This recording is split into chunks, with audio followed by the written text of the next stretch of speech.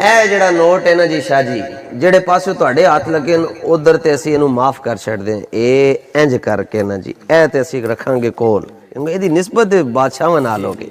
ਇਹ ਜਿਹੜਾ ਨਾ ਬੰਦਾ ਹੈ ਇਹ ਬੜਾ ਹੀ ਕਮੀਨਾ ਹੈ ਜੀ, ਇਹ ਕਾਦੀਆਨੀ ਹੈ ਨਾ, ਮਿਰਜ਼ਾਈ ਹੈ ਔਰ ਬੇਦੀਨ ਵੀ ਹੈ। ਐਵੇਂ ਇਹਨੂੰ ਕਹਿੰਦੇ ਸਰ ਸੈਦ। انشاءاللہ جدوں اے نظام آئے گا شاہ جی قبلہ تحریک لبیک یا رسول اللہ کہ ایتھے اللہ دے فضل و کرم دے نال باب خادم دی تصویرہ ہونا۔ یہ ایک اور بڑا آج کل نا ایک مسئلہ بڑا چاہ رہا ہے کہ جو 75 کے نوٹ کے اوپر سر سید احمد خان کی تصویر ہے، حسن نقشبندی صاحب نے اس کو پھاڑ کے کہا کہ یہ قادیانی ہے۔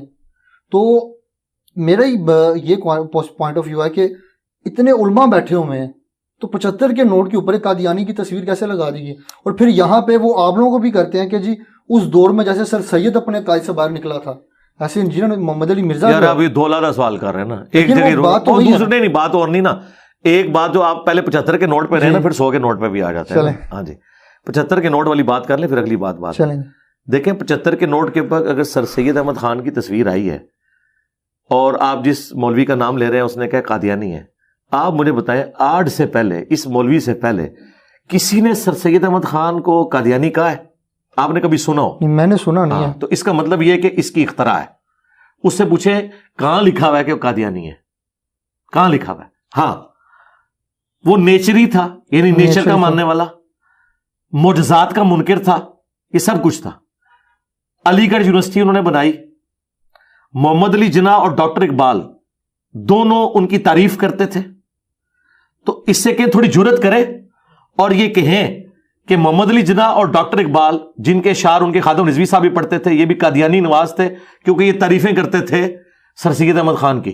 کیونکہ آپ لوگ تو ہمیں یہی پڑھاتے ہیں کہ کسی کے کفر میں شک کرنے والا بھی کافر، اس کو پروموٹ کرنے والا بھی کافر، اور اس میں شک کرنے والا بھی کافر۔ تو پھر صرف اس طرح نہ وہ محمد علی جناح پہ بھی آئے، جو کئی لوگ کہتے ہیں وہ شیعہ ہیں، تو آئے ان کے اوپر بھی۔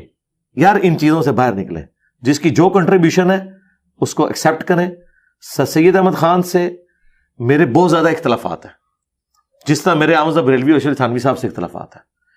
وہ بھی من مانی تعویلات کرتا تھا قرآن کی اور احادیث کی، یہ لوگ بھی کرتے تھے۔ اگر یہ رحمت اللہ علیہ ہے تو وہ بھی کسی کا رحمت اللہ علیہ ہوگا، ٹھیک ہے نا جی۔ بات تو یہ ہے کہ جرم تو ایک طرف ہی ہے، یعنی ایک طرف کے لوگ اسے جرم مانتے ہیں، دوسرے اس کی تعریف کر دیتے ہیں۔